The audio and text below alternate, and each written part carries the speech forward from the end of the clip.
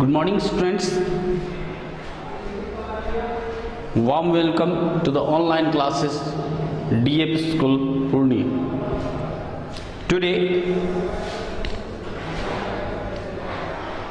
we will learn the second chapter of standard 9 physics, that is force and laws of motion. Force and laws of motion. We will learn force and laws of motion. Earlier in the first chapter we have learned that the motion and different types of motion, the various equations related to motion, graphical representations of motion. In this chapter we will learn about the force. What is a force? How does it act on a body? How can it helps us to do various activities? What does effects it produces when it exerts on a body? So first of all we have to learn, we are going to start our topics, our content from the definition of the force. Okay, now just here see, we have all read about the force in earlier classes that what is a force. Just we know that force is a type of push or pull. That means a push or pull of an object. That means what? Pushing or pulling of an object is called force. Okay, but push or pull are the two activities. These are the two actions. This is not the complete definition of force. This is only the two activities by which we exert force on a body. If you want to lift a body, then we pull up. If you want to push, we exert force. If you want to pull, then we exert force. So push or pull are the two processes by which we exert force. Okay, the push or pull are the two means of exerting force. Now what is a force? Earlier just I have started also that force is a push or pull. Force, you learn, you are looking at the board, force is a push or pull. Okay, किसी भी चीज को push करते हैं हमने force लगाया, पुल करते तो भी हमने फोर्स लगाया, लेकिन पुश और पुल फोर्स से नहीं. ग्रामेटिकली हम लोग जानते हैं पुश और pull are the two verbs, they are the two actions, not the physical quantities. They are the two actions. So the two actions are push or pull by means of which we exert force on a body. Then how can we define it? Just here is a definition of force which is complete in itself. After explaining it, there is no any confusion in the definition of force. It also shows the effects of force. So force is a physical cause. It is a physical cause. It is a activity. It is the quantity. Force is a physical cause or the physical quantity which brings or tends to bring. ये लाता है या लाने की कोशिश करता है. हम अगर एक बेंच को पुश कर रहे हैं तो we are capable to push the bench. We are able to move the bench by applying force. But अगर कोई एक छोटा सा बच्चा हो और वो अगर इस बेंच को पुश करने के लिए आता है तो he is not able to push the bench. Is he not exerted forces? Yes. He is also exerting force, but he can't replace it. He can't start motion in the bench. So force always does not produce a motion. Force always does not bring a change. It may be that force tends to bring a change. This is the wall. हम इस wall को force लगा रहे हैं, सुबह से शाम तक हम धक्के मार रहे हैं. We are pushing the wall. But is it possible that there will be effect on this wall? No. इस वॉल पर आप कोई इफेक्ट नहीं कर सकते। क्यों नहीं कर सकते? क्योंकि आपने फोर्स तो लगाया, लेकिन हमारे फोर्स का कोई इफेक्ट इसके ऊपर प्रोड्यूस नहीं हो रहा, ठीक है। लेकिन वही फोर्स अगर हम ना लगा करके कोई एक बहुत ही हैवी मशीन से लगाया जाए तो he can break this wall also. So here is a force, definition of force. Force is a physical cause, okay, which brings a tends to bring. ये या तो brings करता है चेंज को, या tends to bring a change, brings a change in the state of position. वो उस object के पोजीशन को चेंज कर सकता है, उसके मोशन को चेंज कर सकता है, उसके शेप को, साइज को चेंज कर सकता है। जब कभी भी आप किसी बॉडी पर फोर्स को अप्लाइड करते हैं, फोर्स अगर किसी भी बॉडी पर लगे तो वो ये दो तीन काम कर सकता है। क्या? पहला कि फोर्स किसी बॉडी के मोशन को चेंज कर सकता है, फोर्स किसी बॉडी के पोजीशन को चेंज कर सकता है, फोर्स किसी बॉडी के शेप और साइज को चेंज कर सकता है, या तो कर सकता है या करने की एबिलिटी प्रोड्यूस कर सकता है। Okay, this is the force. Next one, अब आइए हम बात करते हैं कि what are the effects of force. जब आप किसी बॉडी पर फोर्स लगाते हैं, जब आप किसी चीजों पर फोर्स को एक्सर्ट करते हैं, तो what are the effects of force. Force की इफेक्ट्स क्या क्या होते हैं? तो जब कभी भी आप फोर्स किसी बॉडी पर लगाते हैं, there are various effects related to force. What are that is say when force acts it produces following effects. What are these effects? Number one, brings a change in position. आप किसी body पर force लगाते हैं तो उसकी position बदल जाती है। पोजीशन दैट मीन्स कि सपोज करें कि एक बेंच यहां रखा हुआ था, दिस इज द चेयर, ये चेयर कहीं पर रखा हुआ, ये चौक है कहीं पर रखा हुआ था। अगर ये चौक टेबल पर रखा हुआ है तो टेबल से तब तक डिस्प्लेस नहीं होता जब तक आप उसके ऊपर एक फोर्स ना लगा दें। जब आप उसके ऊपर फोर्स लगाते हैं तभी वो आपके हाथों में आता है, आप लिफ्ट करते हैं उसे, आप पुश कर देते हो, बेंच से नीचे गिर जाएगा, उसकी पोजीशन चेंज हो जाती है। ये बेंच अगर कोई बेंच अगर हमारे क्लासरूम में रखा हुआ है, बैठने वाले लोग बरामदा पर खड़े हैं, तो बरामदा पर ये बेंच कभी नहीं जा सकता है तब तक कि जब तक दो स्टूडेंट्स आकर के इसको लिफ्ट करके फोर्स अप्लाइड करके एक जगह से दूसरी जगह मूव नहीं कर पाते। तो इस बेंच को मूव करवाने के लिए आपको फोर्स अप्लाइड करने की जरूरत होती है। दैट मीन्स कि you have displaces, you change the position of this box bench by applying a force. So force में change the position of a body. हम यहां खड़े हैं तब तक खड़े रह सकते हैं जब तक हमने इसके ऊपर कोई फोर्स नहीं लगाया। अगर हम चुपचाप खड़े हैं, पीछे से कोई एक दूसरा आदमी आकर के हम पुश कर दे, हमें अगर वो पुश करे तो ऑब्वियसली हमारी पोजीशन चेंज हो जाएगी। क्यों? Because this has exerted a force on our body. Okay, with example I am explaining that brings a change in its position. अगर किसी बॉडी पर बॉडी फोर्स लगेगा तो वो उसकी पोजीशन को चेंज कर देगा। Is it clear? Another one, next effect is changes shape and size of a body. किसी भी बॉडी के शेप और साइज को भी वो चेंज करता है। कैसे शेप और साइज को चेंज करता है? तो आइए हम बात करते हैं। This is the chalk. This chalk is cylindrical. If we are applying a force on it, then its shape is, size is changed. It broken two parts. Size is changed.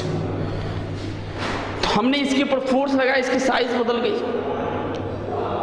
हमारे पास spring होता है, उस spring को अगर हम force लगाते हैं तो उसकी शेप बदल जाती है। फिर जब आप फोर्स को रिलीज करते हैं तो फिर वो अपने ओरिजिनल शेप में आ जाता है, आप उसके शेप को बदल सकते हैं। इसके बहुत सारे एग्जाम्पल्स हैं। हमारे घरों में किचन में जब मम्मी रोटी बनाती हैं तो आटा को गूंथती है और उसके बाद जब वो रोलिंग पिन पर डाल करके उसको रोलिंग पिन से जब रोलिंग बोर्ड के ऊपर जब रोल करती है तो धीरे धीरे धीरे धीरे आपके आटा की शेप ऑटोमेटिकली एकदम राउंड चपाती में कन्वर्ट हो जाती है। That is example of change in shape of the body. ठीक है, और भी बहुत सारे एग्जाम्पल्स हैं हमारे पास। स्पंज हम लोग देखते, स्पंज आप जब उसके ऊपर फोर्स लगाते स्क्वीज करते हैं तो उसकी शेप बदल जाती है। रिलीज करते हैं, फोर्स को हटा देते हैं, फिर वो अपने ओरिजिनल फॉर्म में आ जाता है। That brings a change in position, change the shape and size of a body, sits motion, okay, shape and size of a body is changed. अगर हमारे पास एक रस्सी है, उस रस्सी को हम जोर से पकड़ के पुश कर रहे हैं, टग ऑफ वार हम लोगों ने सीखा होगा। एक बच्चे उधर से, कुछ बच्चे मिलकर के खींच रहे, कुछ बच्चे इधर से। अगर संजोग ऐसा रहा हो कि वो रस्सी सरा हुआ हो, टूटा हुआ हो, पुराना हो, तो दोनों बच्चे दोनों साइड गिर जाएंगे और चट्टी बीच से ही टूट जाएगी। तो क्यों हुआ? Because they exert force on it. तो it changes shape and size of the body. Clear? Next one, third one is the sets motion in stationary body. Stationary related to the body at rest. Stationary means body at rest. जो body rest में रहती है उसे हम लोग stationery बोलते हैं। तो अगर कोई बॉडी स्टेशनरी हो, रुकी हुई हो, तो फिर आप उसकी बॉडी को मोशन में सेट कर सकते हैं। कब? जब आप उसके ऊपर फोर्स अप्लाई करेंगे। आप applying a force stationary but sets into motion. Next बात है कैसे, after how will give you example. तो आइए हम एक एग्जांपल्स की बात करते हैं। जब कभी आप लोगों ने फुटबॉल खेलते हुए देखा हो, फुटबॉल को सबसे पहले ग्राउंड में रख दिया जाता है, वो तब तक वो वहां से मूव नहीं करेगा जब तक कि कोई भी बॉडी, कोई प्लेयर आकर के उसके ऊपर किक ना करे। जैसे ही ये बॉल इस ग्राउंड पर पड़ा हुआ है, स्टार्टर जो होते हैं वो सबसे पहले आते हैं और उसके ऊपर किक लगाते हैं। जैसे ही किक लगाते हैं, बॉल में स्टार्ट हो गई मूव करने की एबिलिटी। साइकिल कहीं पर पड़ा हुआ है, साइकिल तब तक खुद से ऑटोमेटिकली सेट नहीं होगा मोशन में जब तक कि आप उसके ऊपर पैडल नहीं देते, तो वो मूव नहीं करेगा। कोई भी बॉडी तब तक सेट नहीं होती है मोशन में जब तक उसके ऊपर कोई एक्सटर्नल फोर्स काउज ना हो। So you have to apply external force to move a body. Another one is that it changes speed of moving body. अब अगर पहले से कोई बॉडी मोशन में है तो भी आपने फोर्स लगा दिया, तो फोर्स दो तरह के होंगे। एक, अगर आप मोशन के डायरेक्शन में फोर्स लगा देते हैं तो बॉडी की स्पीड बढ़ जाती है। पीछे से कोई बॉल भी इधर से जा रहा था, आपने बैट लिया और जिधर जा रहा था उधर ही एक बार और पुश कर दिया, तो फिर बॉल क्या हो जाएगी? सीधे चलती रह जाएगी भाई, सीधे चल देगी, सीधे जाते रहे भाई, इसकी स्पीड बढ़ जाएगी। आप पहले से साइकिल से जा रहे थे कुछ स्पीड से और आपकी जरूरत हो गई, आपने थोड़ी सी, आपकी स्कूल के लिए लेट हो रहे थे, आपने थोड़ी सी और फोर्स लगाने शुरू कर दिए। जैसे ही आपने फोर्स लगाया, आपकी साइकिल की स्पीड फिर से बढ़ गई, तो आपकी स्पीड भी बढ़ जाती है। लेकिन वहीं कुछ दूर बढ़ते बढ़ते जा रहे थे, पीछे से किसी दोस्त ने भैया अरे रुको रुको मैं भी जा रहा हूँ, मुझे भी जानी। फिर आपको क्या करते हैं? तो फिर आप ब्रेक अप्लाइड करते। Brake application of brake is also force type का एक application of force. in the next chapter we will learn about it, that is the frictional force। तो भी एक फोर्स है। जैसे ही आप ब्रेक लेते हैं, भाई मेरा दोस्त पीछे मेरे को बुला रहा है, मैं जैसे आप ब्रेक लेते हैं फिर पीछे से धीरे धीरे धीरे धीरे आपकी स्पीड स्लो हो जाती है, और उसी स्लो हो जाने के कारण दैट मीन्स कि आपकी स्पीड चेंज हो जाती है। तो force can change the speed of a moving body, either it will increase the speed और it will decrease the speed of body. Next one is the change the direction of motion of body. किसी body के motion के direction को भी आप change कर सकते हैं। कैसे कैसे हम उस बॉडी के डायरेक्शन को चेंज करेंगे? तो डायरेक्शन को चेंज करने के लिए हम क्या करते हैं? उसके ऊपर भी फोर्स लगाते हैं। अब साइकिल बेचारा हमारा सीधा चलता जा रहा था, हमें गली में टर्न लेना है, तो कैसे टर्न लेंगे? तो we apply a force on the handle bars of the cycle. जैसे हैंडल बार्स जो इधर जा रही थी, बोल रहे थे भाई इधर नहीं, अब हमें इधर जाना है, तो फिर आपने उसके ऊपर फोर्स लगाया। जैसे फोर्स लगाया उस डायरेक्शन चेंज हो। क्रिकेट्स वगैरह में हम लोग अक्सर देखते हैं कि बॉलर्स ने उधर से बॉल फेंका, इधर जो बेचारा बैट्समैन है वो बैट्समैन उधर से बॉल आ रही थी, बॉल में स्पीड ऑटोमेटिकली होती है। हमारे पेसर, फास्टर, स्पिनर, हर तरह के बॉलर्स होते हैं। फास्टर की बॉल में ऐसी ही पहली से स्पीड होती है। Just you have to turn the direction. Batsman कुछ नहीं करता, बैट्समैन उस बैट को एक सर्टेन डायरेक्शन दे देता है ताकि वो ऐसे डायरेक्शन में मूव कर दे जिधर कोई फील्डर हो ही नहीं, और खुले ग्राउंड से वो बिना किसी रोक टोक के सीधे आपके बाउंड्री के पार चला जाए। तो changes the direction of motion of a body. Next one brings a moving body at rest. ये क्या करता है? आपके मूविंग बॉडी को रेस्ट में ले आता है। अगर कोई भी बॉडी मूव कर रही हो, पहले से ऑलरेडी मूव कर रही हो, तो पहले से वो मोशन में, तो उस बॉडी को वो क्या कर देगा? रोक देगा। जैसे कोई भी बॉल अगर उधर से आ रही हो तो आप उसको ड्रॉप कर सकते हैं, ठीक है। कोई भी अगर हमें रुकना होता है तो हम साइकिल में ब्रेक अप्लाइड करते हैं, उस फोर्स के कारण धीरे धीरे धीरे हमारी स्पीड कम होती है और फाइनली जाकर के वो रुक जाती है। तो so this is the force and the various effects produced by force. Okay students, now just right this one.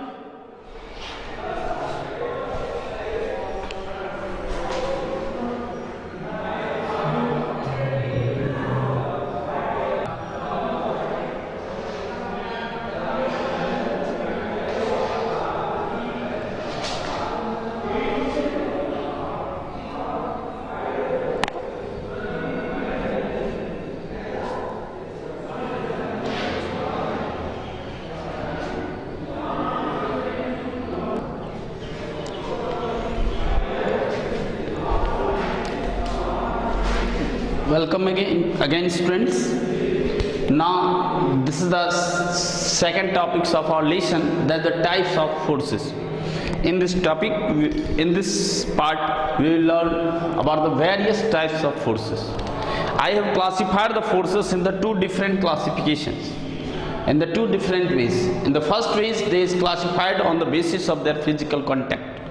If the force is able to exert by touching the object only, then they are called the contact forces. Such a force which can be exerted only by the physical contact are called the contact forces. इस force को applied करने के लिए हमें agent से उस force का touch होना, कांटेक्ट होना जरूरी होता है, इसलिए हम उसको कांटेक्ट फोर्स बोलते हैं। लेकिन वहीं पर कुछ ऐसे फोर्स होते हैं जिसको एग्जर्ट करने के लिए टच करने या कांटेक्ट की जरूरत नहीं होती है। ऐसे फोर्स कुछ सर्टेन डिस्टेंस से ही वर्क कर जाते हैं, सो नॉन कांटेक्ट फोर्सेस को बोलते हैं। और ऐसे नॉन कांटेक्ट फोर्सेस को हम लोग action at A distance force के नाम से भी जानते हैं। तो कांटेक्ट फोर्स में हम लोग पहले भी पढ़े हुए हैं, स्टैंडर्ड 8 का भी ये क्लास है। Contact forces can be classified into mechanical, muscular and frictional force. एक को मैकेनिकल फोर्स बोलते हैं, दूसरे को मस्कुलर फोर्स बोलते हैं और तीसरे को फ्रिक्शनल फोर्स बोलते हैं। Mechanical force are the forces which are exerted by the muscles, okay, engines. जैसे एग्जांपल हम ले लें ट्रैक्टर और ट्रेलर। आपने देखा होगा ट्रैक्टर और ट्रेलर एक दूसरे से लिंक होते हैं। ट्रैक्टर अगर ऐसे ही चलता रहे तो ट्रेलर पीछे छूट जाती है, लेकिन ट्रैक्टर और ट्रेलर दोनों को जब हम अटैच करते हैं तो ट्रैक्टर के साथ साथ ट्रेलर भी मूव करती है। क्योंकि ट्रैक्टर इंजन है, वो एक मैकेनिकल फोर्स अप्लाइड करता है, लेकिन तब तक मैकेनिकल फोर्स उस ट्रेलर के ऊपर अप्लाइड नहीं हुआ जब दोनों एक दूसरे कॉन्टैक्ट में नहीं। हम लोग रेलवे ट्रेन्स वगैरह को देखें, रेलवे इंजन जो होती है वो पीछे के डब्बे के साथ, कंपार्टमेंट्स के साथ, बॉगीज के साथ कनेक्ट होती है। यहीं पर जब स्टेशन पर पहुंचा जाता है, जब तक वो कनेक्ट रहता है तब तक वो फोर्स उस पूरे ट्रेन के ऊपर लगती है। लेकिन जैसे स्टेशन पर फिर उसे टर्न लेना होता है, रिटर्न आना होता है, तो फिर वहां से डब्बे को छोड़ करके वो केवल इंजन ही मूव करती है, डायरेक्शन को चेंज करके आती है। तो जब कॉन्टैक्ट टूट जाता है तो ट्रेन मूव नहीं करती, केवल इंजन मूव करता है। तो ये एग्जाम्पल्स है हमारा मैकेनिकल फोर्स का, जिसको एग्जर्ट करने के लिए टच का होना, कांटेक्ट का होना बहुत जरूरी है।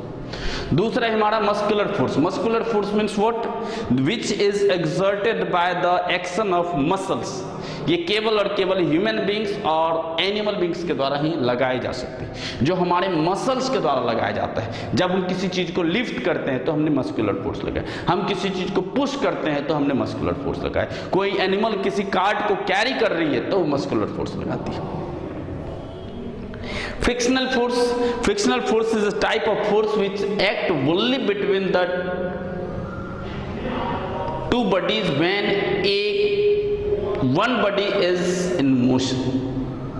ये केवल और केवल तब लगती है किसी भी दो बॉडी के साथ जब वो दो बॉडी एक दूसरे के कांटेक्ट में हो और एक बॉडी दूसरे के साथ रिलेटिव मोशन में हो।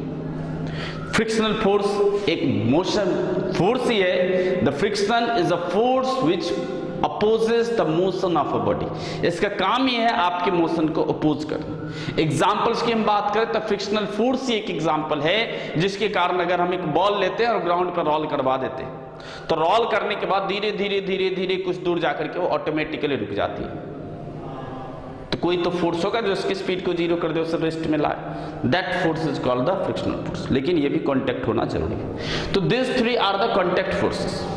Next is the non-contact forces. Non-contact means what? Gravitational force, electrostatic force and the magnetic force. These three are the examples of non-contact. Non-contact means what? The forces which can act even from a certain distance. We don't need to touch the body. Non-contact force, first example is the gravitational force. Gravitational means what? The force exerted by a body. The force exerted by the earth on a body, due to which it is attracted towards the or falling towards the earth surface. अर्थ किसी भी object के ऊपर एक force लगाती है जैसे कोई भी बॉडी अर्थ के सरफेस की तरफ गिरना शुरू करता है। That force is the gravitational force. In the next chapter we will learn that it is not the only earth which exerts gravitational force. In actual, all the things in the universe which has mass exerts a force of gravitation. It is the gravitational force. Gravitational force is the non-contact force which is acting between any two bodies which are placed apart at a distance, and this is a type of attraction of forces. Second one is the electrostatic force. Electrostatic force means what? This is the type of force which is exerted by the charged bodies over another charged or uncharged body. हम लोग पढ़े हैं कि charge body किसी दूसरे uncharged body के ऊपर force लगाता है। हम बाल को कम करते, छोटे छोटे पेपर पीसेस के पास लाते हैं, दूर से वो उसे फोर्स अप्लाइड करता है। This is the example of electrostatic force. हम लोगों ने पढ़ा होगा कि ग्लास रॉड को जब रब करते हैं सिल्क क्लॉथ से और उसके बाद जब उसको लेकर के आते हैं दूसरे ग्लास रॉड के पास तो वो रिपेल करता है, लेकिन वही उसी ग्लास रॉड को अगर किसी उल फाइबर से रब किए हुए एबोनाइट रॉड के पास ले जाते हैं तो वह अट्रैक्ट करता है। तो this force is carried out due to the charge. So the force produces by the charge of an object is called the electrostatic force. Third one is the magnetic force. We all have familiar with the magnetic force. It is the force exerted by the magnet over any iron object. It is also a type of attraction. Gravitation and magnetic both is the type of attractive force. It does not repel each other, any object, but the electrostatic force may be either repulsive or attractive. Okay, this completes the first classification of types of force.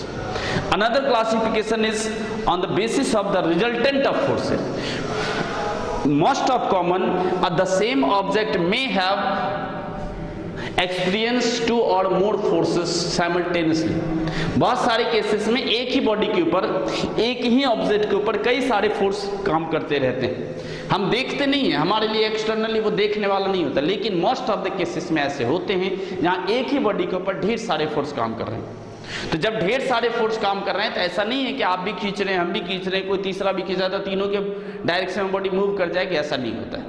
उसका motion, उसका changes किसी particular direction में होता है। वो एक single force उसके ऊपर एक्ट करता है जो तीनों का रिजल्टेंट होता है, तो उसे हम लोग रिजल्टेंट फोर्स बोलते हैं। तो रिजल्टेंट फोर्स के आधार पर हम डिफाइन करते हैं कि कुछ जो सिस्टम ऑफ फोर्सेस होता है वो बैलेंस हो सकता है या अनबैलेंस हो सकता है। अगर किसी बॉडी के ऊपर रिजल्टेंट फोर्स एकदम जीरो हो, रिजल्टेंट फोर्स को हम यहां डिफाइन करते हैं। Resultant force means what? A single force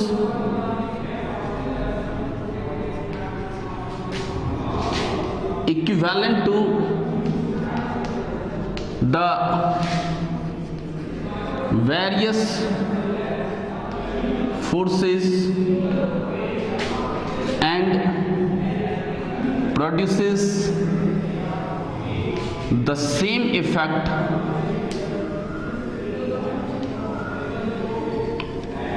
on the body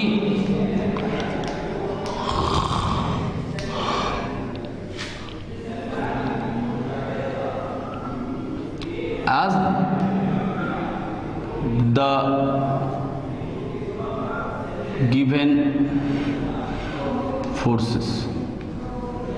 एक सिंगल फोर्स है, जितने सारे फोर्स मिल करके जो काम करता उसको करने के लिए अगर हम किसी एक सिंगल फोर्स की बात करें तो वह सिंगल फोर्स जो सारे फोर्स को रिप्लेस कर सकता है और वो 5 फोर्स मिल करके जो काम करे वो कोई सिंगल फोर्स काम कर रहा हो उतनी मैग्नीट्यूड का उसी डायरेक्शन में, तब हम उस फोर्स को रिजल्टेंट फोर्स बोलते हैं। अगर रिजल्टेंट फोर्स निकालने का तरीका होता है कि अगर बहुत सारे फोर्स सेम डायरेक्शन में वर्क कर रहे हैं, if the various forces are acting in the same direction then the resultant force will be equal to the algebraic sum of the forces.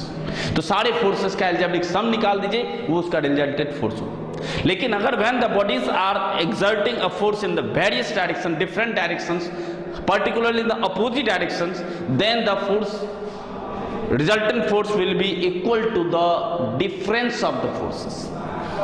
तो अगर फोर्सेस के ऊपर लगने वाला जो रिजल्टेंट फोर्स का मैग्नीट्यूड है, अगर resultant force zero, if the resultant force acting on the body is zero then the forces are called the balance forces. और अगर कभी किसी बॉडी के ऊपर आप फोर्स लगा रहे हो रिजल्टेंट फोर्स जीरो ना होकर के नॉन जीरो है, तब फिर हम उसको क्या बोलते हैं? Resultant force is not zero, then it is called the what? is not at zero, then it is called the unbalanced force.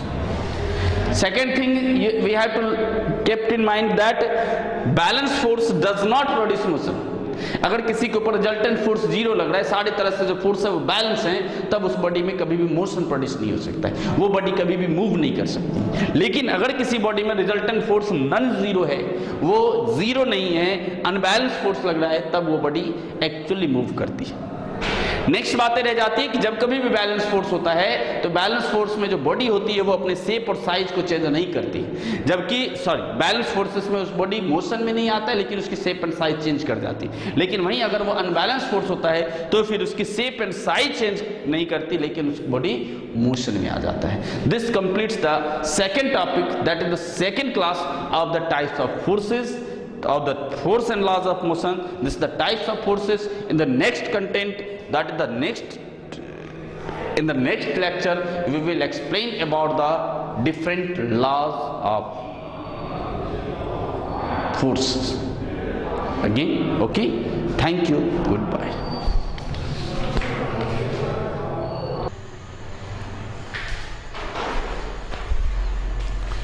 Welcome students. This is the next lecture of the second chapter of physics for standard 9. Today's in this class we will learn about the Newton's laws of motion. In order to explain the effects of force produced on a body,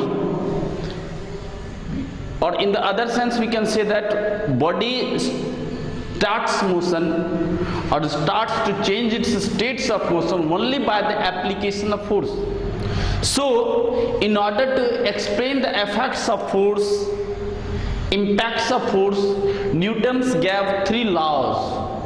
According to these are the Newton's three laws of motion, commonly known. This is the very common laws. These are the three very common laws, Newton's laws of motion. Come, let's start the first law of motion. What does it tells? According to the first law of motion, in whole universe, in our surrounding, each and everything wants to resist its state of change or motion. What does it mean? According to the Newton's first law of motion, everybody resists, resist means opposes a change in its state of rest or state of motion. दुनिया में जितनी भी चीजें हैं जो जिस अवस्था में है, जो जिस रेस्ट में है, जो जिस स्टेट में है, अगर वो रेस्ट में है तो रेस्ट में रहेगा, मोशन में है तो मोशन में रहना चाहेगा, मूव कर रहा है तो मूव ही करता रहेगा। कब तक unless an external force is applied on it, तब तक वो कंटिन्यूड रहेगा जब तक आप उसके ऊपर एक्सटर्नल फोर्स अप्लाइड नहीं करते। जब तक बाहर से कोई एक्सटर्नल एजेंट उसके ऊपर फोर्स अप्लाइड ना करे तब तक वो बॉडी अगर मूव कर रही है तो उसी यूनिफॉर्म मोशन से मूव करता रहेगा। अगर वो बॉडी रेस्ट में है तो वो उसी रेस्ट में ही पड़ा रहेगा, और अगर वो बॉडी मूव कर रहा है जिस डायरेक्शन में तो उसी डायरेक्शन विदाउट चेंज किए हुए वो कंटिन्यूड अपने मोशन को रखेगा।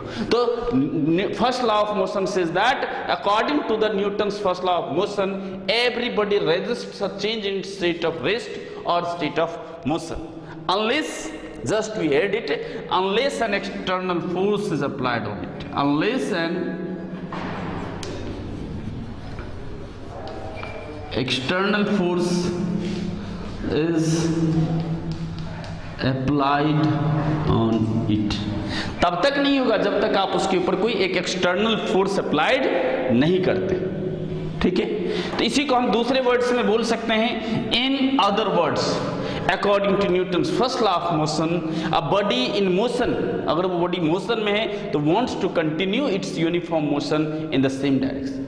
अगर वो मोशन में है तो कंटिन्यू अपने उसी यूनिफॉर्म मोशन में सेम डायरेक्शन में मूव करता रहता है।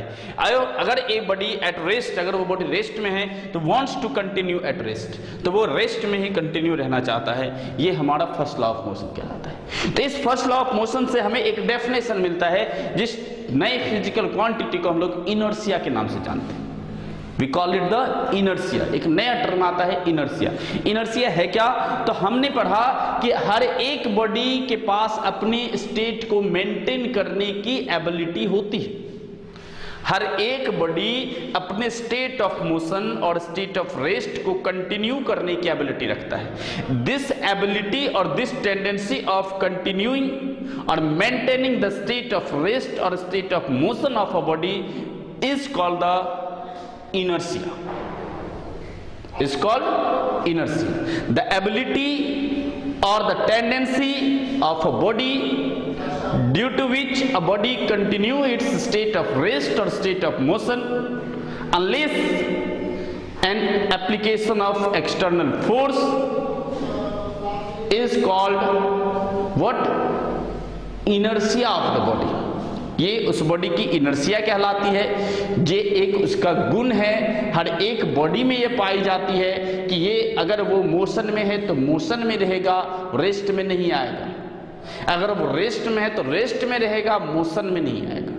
अगर वो स्ट्रेट पाथ पर मूव करा तो स्ट्रेट पर ही रहेगा, कभी भी कर्व्ड नहीं मूव करेगा। रीजन है ये उसकी property that the tendency of a body due to which a body maintains its state of rest और motion is called the inertia of the body. Let us come first, then this explains that first law of motion defines inertia of a body. First law of motion जो है हमारा, वो किसी body के inertia को explain करता है।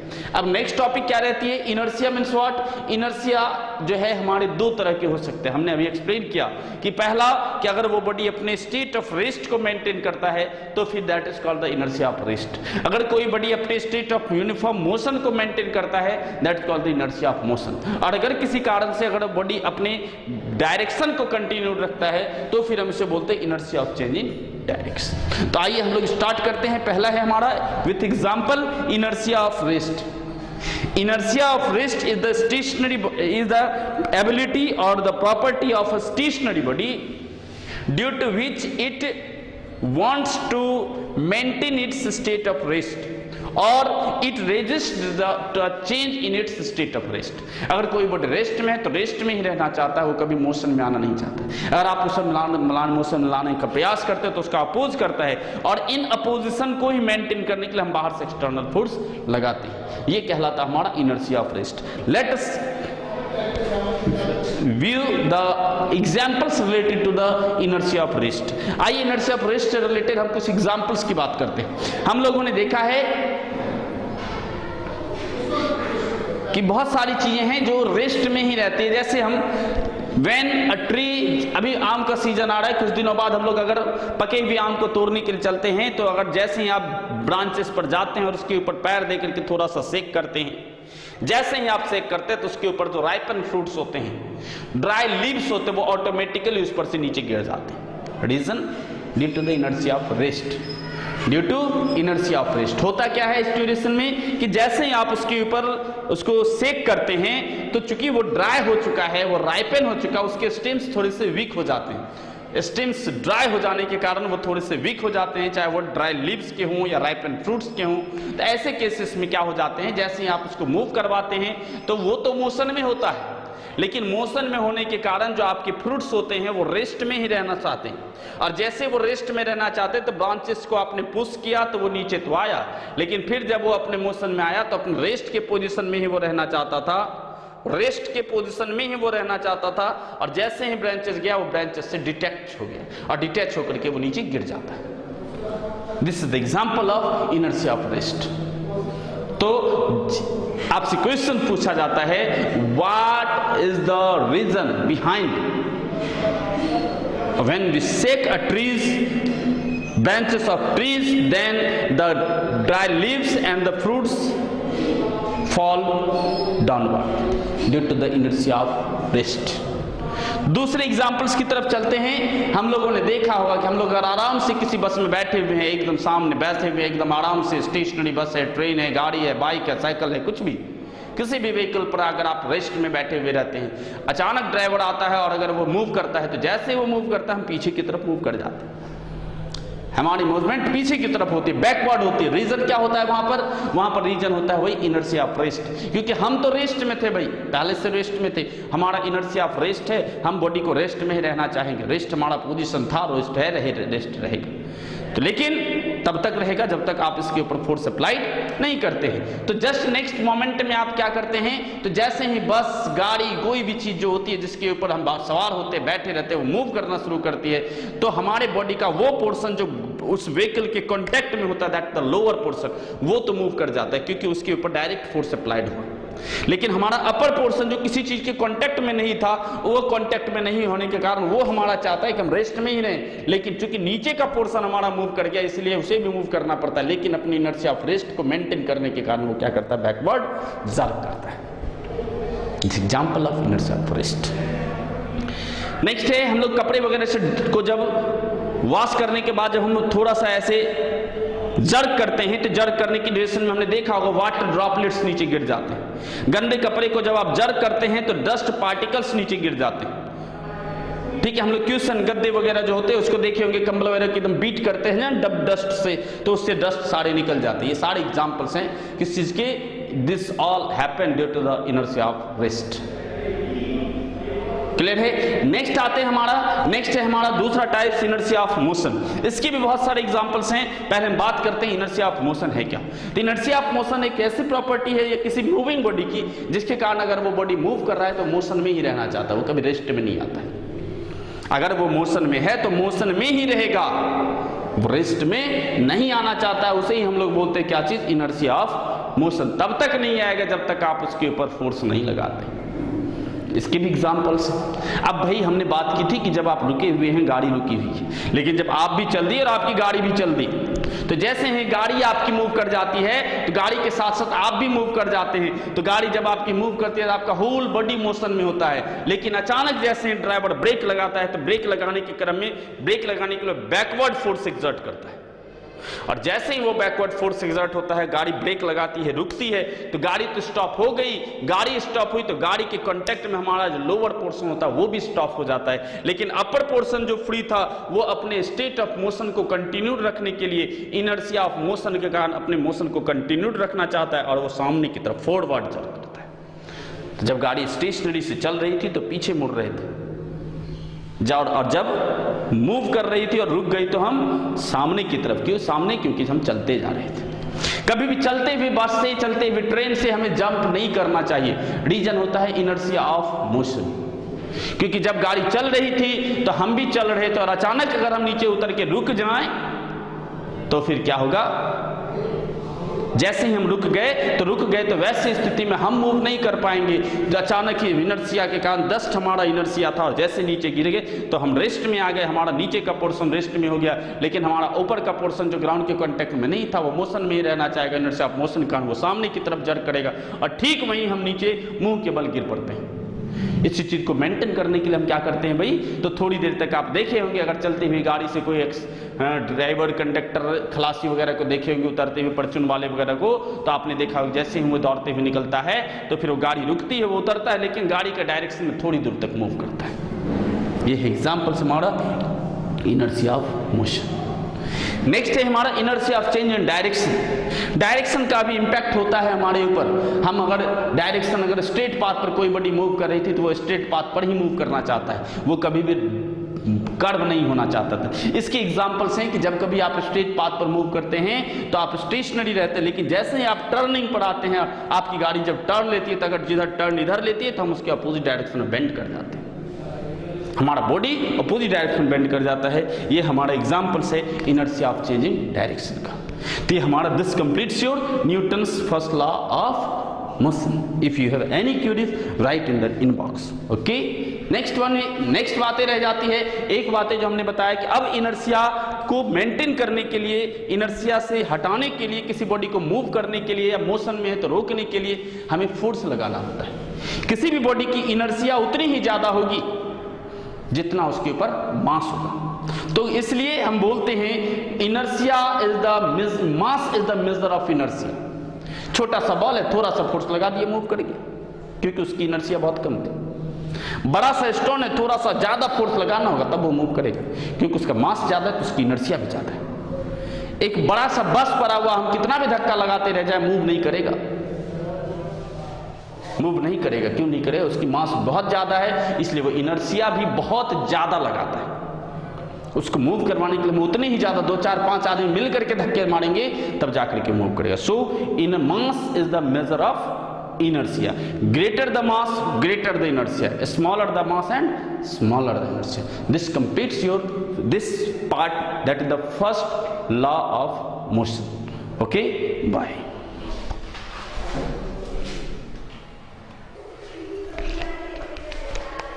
Welcome students. This is the next class of our chapter. This is the Newton's second law of motion. Newton second law of motion को पहले से पढ़ने से पहले, before starting the Newton second law of motion, we have to know the meaning of, we must have to know the meaning of momentum. हमें यहाँ momentum को जानना होगा। तो मोमेंटम क्या होता है, आइए हम बात करते हैं। Momentum is a physical quantity which is defined as the product of mass and velocity of the body. Momentum is a physical quantity. It is a physical quantity which is defined as the product of mass and velocity of the body. किसी body के मास और उसके आपके force के application से जो उसमें velocity produce हो रही है, उस वेलोसिटी और मास के प्रोडक्ट को हम लोग क्या बोलते हैं, एक फिजिकल क्वांटिटी का नाम दिया गया, that is called the momentum. Momentum एक वेक्टर क्वांटिटी है जो हमेशा वेलोसिटी के डायरेक्शन में ही प्लेस्ड होगा। जिस डायरेक्शन, जो वेलोसिटी का डायरेक्शन होगा वह इसके मोमेंटम का डायरेक्शन होगा। इसकी एसआई यूनिट हमारी, चूंकि मास की यूनिट केजी होता है और वेलोसिटी का मीटर पर सेकेंड, इसलिए मोमेंटम के यूनिट को हम लोग केजी मीटर पर सेकेंड बोलते हैं। Momentum equals mass into velocity. Momentum को यूजुअली हम लोग पी से डिनोट करते हैं, therefore P equals M into V. Next बातें हैं कि अगर हमारा, जैसा आप देख रहे हैं कि मोमेंटम मास पर भी डिपेंड कर रहा है और वेलोसिटी पर भी डिपेंड कर रहा है, लेकिन खास बात यह है कि दोनों के साथ वो डायरेक्टली रिलेटेड है। डायरेक्टली रिलेटेड होने के कारण मास इक्वल्स होता है हमारा कि अगर greater the mass greater the velocity momentum and smaller the mass smaller the momentum. अगर मास ज्यादा होगा तो मोमेंटम भी ज्यादा होगा, मास अगर कम होगा तो मोमेंटम भी कम होगा। जैसे एग्जांपल की हम बात करें कि अगर हम रोड एक्सीडेंट्स में अक्सर देखते हैं कि एक्सीडेंट्स की सबसे ज्यादा जो एक्सीडेंट्स का जो इम्पैक्ट होता है वो तब होता है जब व्हीकल्स जो है बहुत हाई स्पीड पर रन करते हैं। तो स्पीड हाई होने के कारण जब उसकी स्पीड ज्यादा होती है तो फिर उसका मोमेंटम ज्यादा होता है, और मोमेंटम ज्यादा होने के कारण फोर्स का जो इम्पैक्ट है वो ज्यादा होता है, भयानक एक्सीडेंट होते हैं। ठीक है। वहीं अगर आप किसी स्लोअर बॉडी के साथ अगर एक्सीडेंट्स हो तो एक्सीडेंट्स होना कोई बात नहीं है, लेकिन उसके साथ जो इसके जो इम्पैक्ट्स होंगे वो बहुत कम होंगे। इन द सिमिलर वे अगर हम बात करें कि एक व्हीकल्स के मास की, तो एक छोटे व्हीकल्स के कंपैरिजन में अगर एक हैवी ट्रक से किसी का एक्सीडेंट होता है तो वहां पर इंपैक्ट कुछ और होगा, क्योंकि ट्रक्स की मास बहुत ज्यादा है और मास ज्यादा होने के कारण उसकी मोमेंटम क्या होती है, ज्यादा होती है। तो ध्यान रखें कि मास ज्यादा होगा तो मोमेंटम ज्यादा होगा। एक बुलेट, छोटी सी बुलेट, एक बड़ा सा स्टोन अगर किसी के सर पे मारे इंटर नहीं करेगा, किसी के बॉडी पर हम दे फेंके तो उससे टकरा करके वो गिर जाएगा, लेकिन उसके अंदर पेनिट्रेट नहीं करता है। लेकिन वहीं अगर हम क्या करते हैं, एक छोटी सी बुलेट जो मुश्किल से 15, 20, 25, 50, 100, 150, 200 ग्राम की होती है, वो बुलेट अगर बहुत हाई स्पीड से अगर मूव करते हुए चलती है तो वो हमारी बॉडी को पेनिट्रेट करते हुए अंदर चली जाती है, due to the large momentum, due to its large momentum. तो ये हमारा मोमेंटम होता है। नेक्स्ट टॉपिक आगे हम बढ़ाते हुए देखते हैं Newton second law of motion को आगे बढ़ते। तो Newton second law of motion को पढ़ने के लिए हमें इस मोमेंटम की जरूरत थी। अब आगे हम बात करेंगे किस चीज की, इस मोमेंटम की। तो मोमेंटम हमें बताता क्या है, सो हम लोगों ने देखा। आइए आगे हम बढ़ते हैं। Newton second law of motion, according to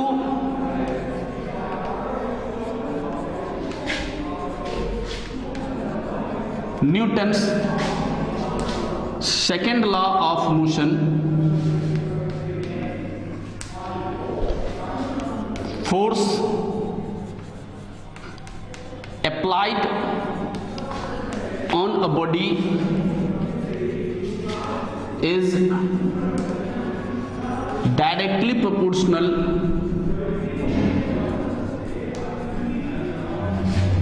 to the rate of change in its momentum.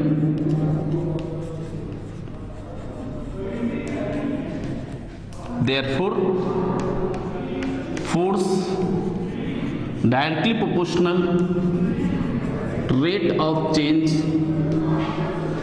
in momentum.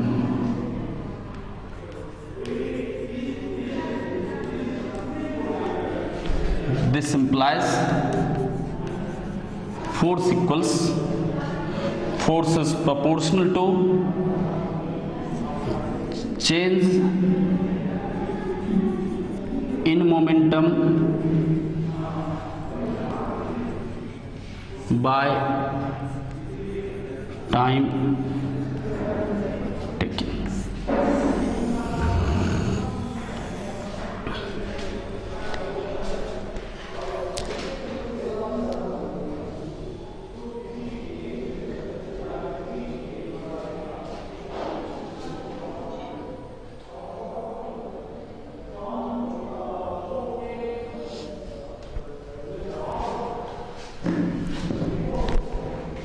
This implies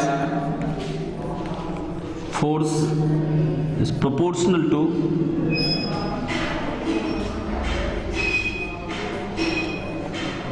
final momentum minus initial momentum by time taken.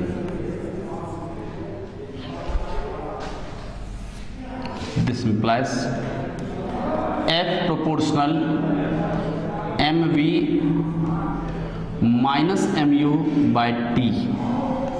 This implies F proportional m common v minus u upon t. This implies F proportional m into a.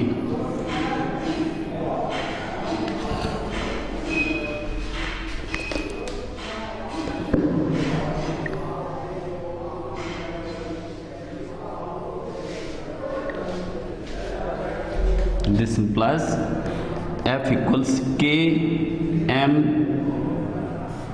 into m into a, where K is a constant. This is a mathematical formulation of the Newton's second law of motion.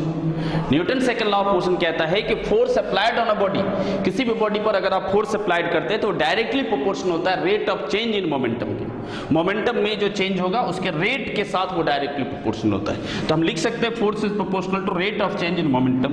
This implies force is proportional to change in momentum by time taken. Force is proportional. Final momentum change in means what? Final minus initial. Final momentum minus initial momentum by time taken.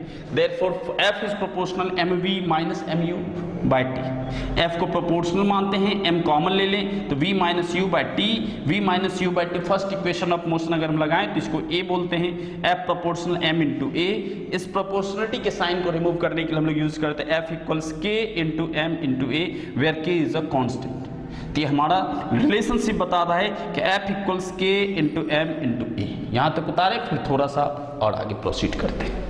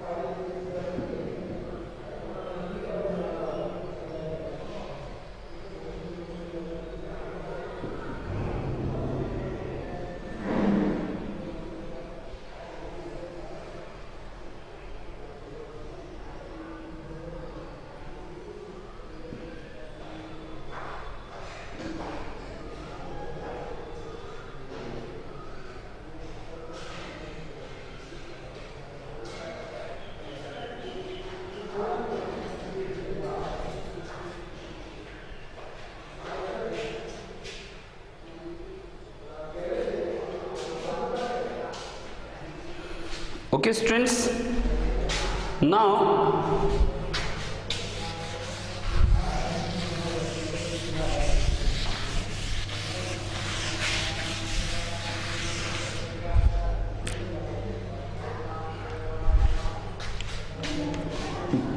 in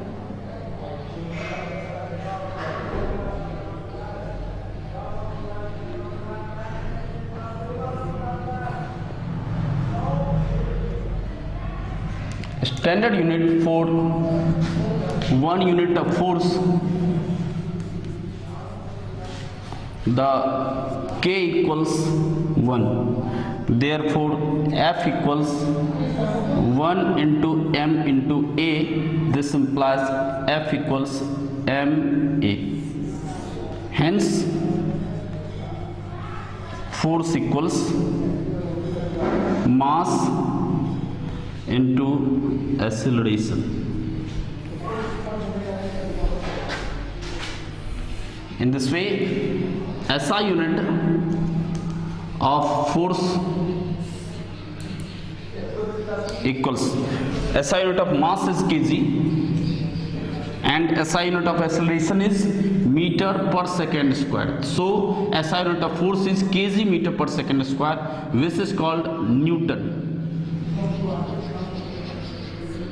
denoted by capital N. Force is a vector quantity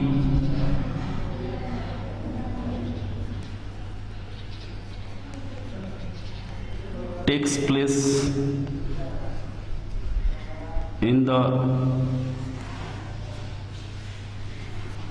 direction of acceleration. Okay तो इस तरीके से हम लोगों ने देखा कि Newton second law of motion हमें फोर्स का डेफिनेशन देता है। Newton second law of motion defines force, कि फोर्स को डिफाइन किया जाता है कि force can be defined as the product of mass and acceleration.